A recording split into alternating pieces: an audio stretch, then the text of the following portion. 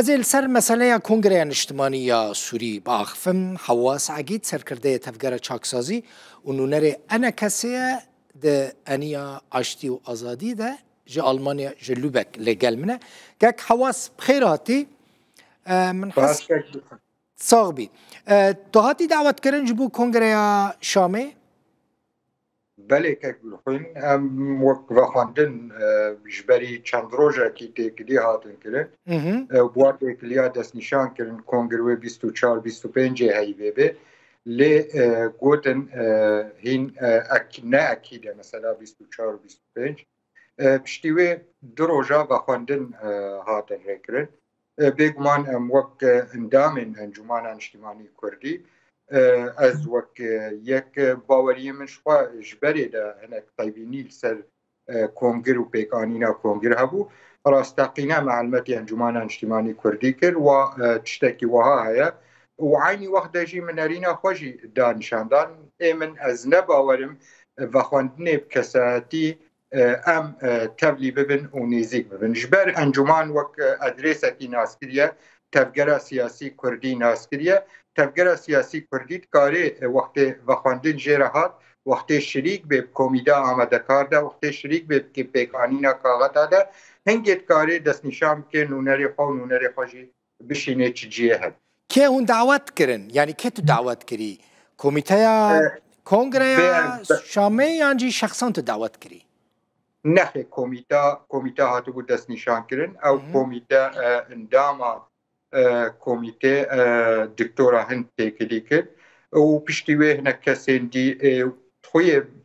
بلکی بهتر ایره خستنینه و تکلی ها دست که دکتورا هند برا کرد باشن و نگود چما وک شخص تا که کس و دعوت کرد انجمن کردی دعوت نکرنه یا جی آلین دنین سیاسی بگمان اف گفتگو دریج ما هبره کر سلوه مسئله و من نرین خوشی راستقینه مگیان دوها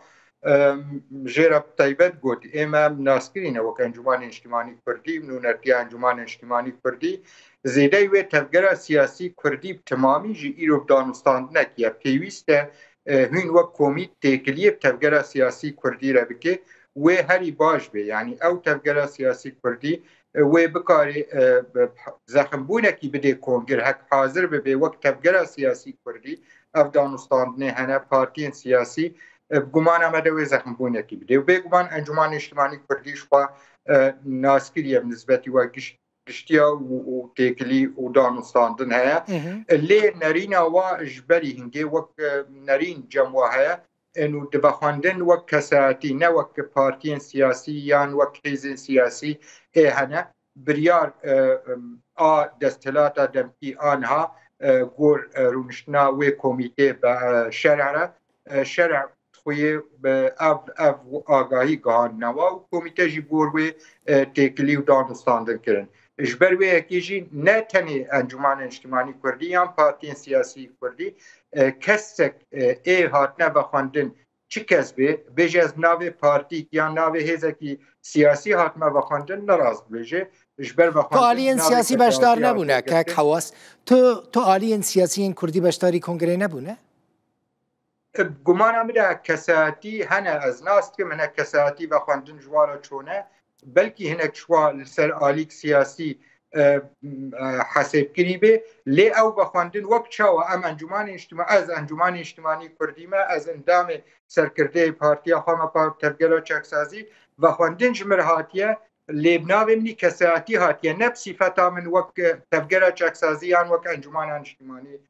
کردی جبری وکی او جی طیبینی رحمه زیرتری وکی که دلخوین یعنی مجبری نهاجی بود یعنی ام وقت کرد نه وقت هزکی دینه یعنی وقت نتواد دوال هندره سوری ده پیوست کرد شریک بین کمیته آمده کار کنگرده یعنی حتی کنگر سرکتی به کنگر که تبلی به 6 ساعتات تبکاری چه باشه که اوکی هون وکه انا کسی یعنی هون بشدار نبونه وکه انجمن کردی باشه هون اعتراف به انجام کنگره نکن؟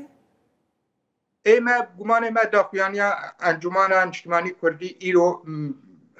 باوریم جناب تجی خواندیه داخویانی زلال امنابینن چه کنگره کوری چکرن وقتی البرچا هنک بنگه آوا کرنا کنگره ولاتا کی پرنتاو پرئول دا وڵاتێکی پشتی 14 ساڵە شەرێکی وەکت بێژێ نافخوایی هەندێوێ دا شۆرەشێکی دەرباز بێ قۆناغێکی دی حتا کۆنگرێکی ئەنجام سەر بکەوێ بگومان ئەمەدە حاجەتە بنگەهێ ڕاستەقین ئێ ئاواکردنا کۆنگرا یەک جێ کۆمیتە ئامادەکار بێ خەلک تمام جیە خۆ تێدە ببینێ نەتەوێن جدا جدا ئۆلێن جدا جدا جیە خۆ تێدە ببینێ هێزین سیاسی جیە خۆ تێدە ببینێ ددۆ vê xwendinekî û guftogûyekî kîr navbêna wê komîtê wa xelka de bê li hevkirinek li ser navaroka giftogoya roja kongir de yan qonaxê wê de bêguman ji xwe rojek têrê nakê çend rojin wê giftogo bê vê reşpela danûstandinê vê li hevkirin serwerê kirin adî daxuyanî vê li hevkirin serwerê kirin xalên pehin ê gereke bibin bingeh piştî kongir kar pêwerê kirin ya baweriyem de em navlê dikin xalên distûrî yan mebadên esasî ê li ser esasê wê kar pê kirin yan hikûmetek bê çêkirin yan têkilî bê kirin vê serbingeha şîrîkatiyê serbingeha tewafqê